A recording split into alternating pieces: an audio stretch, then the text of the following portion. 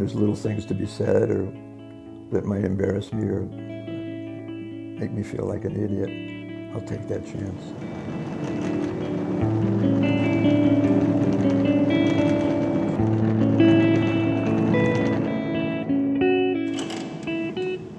In some ways, the confinement of the size of the piece doesn't hurt me. In fact, it allows me to go places faster.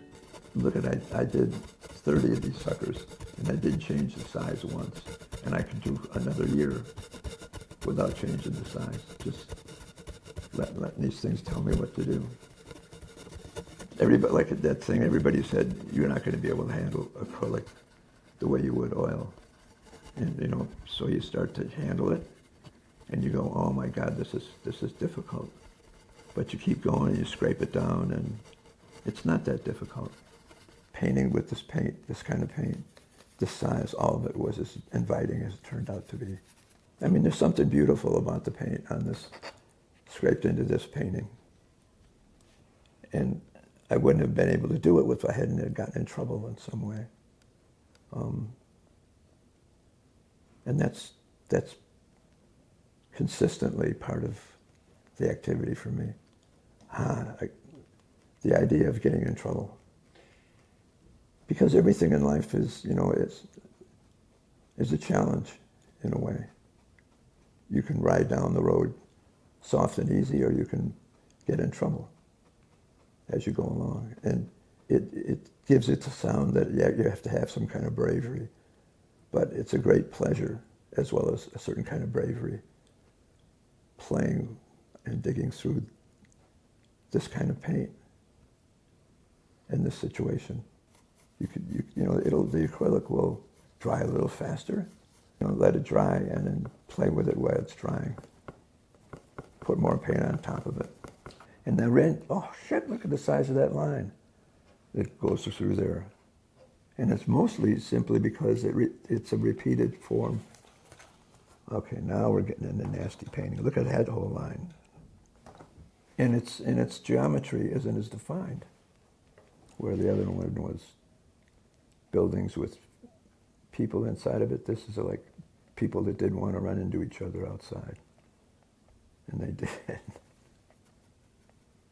I like that painting too, though. You don't know what you're going to get until you start to throw up relationships of people and paint. And I mean, look at I got Chinese writing along the right-hand edge. How did I do that? Because I went someplace that I'd never been before, I think. Pushed the paint a different way than I'd ever had before. It has a size language.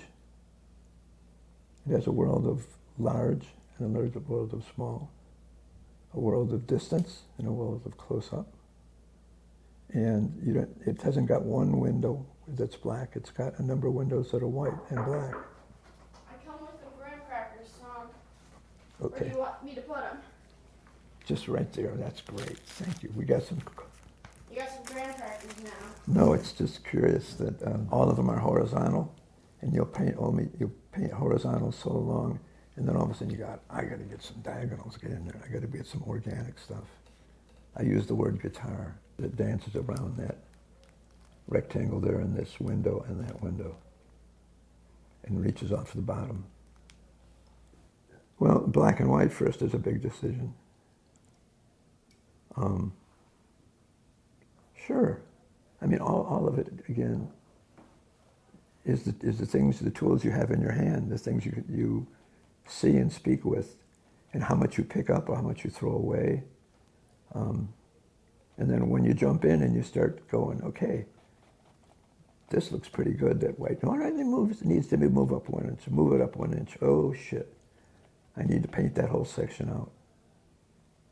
Let's go back to painting this little guy here on the edge.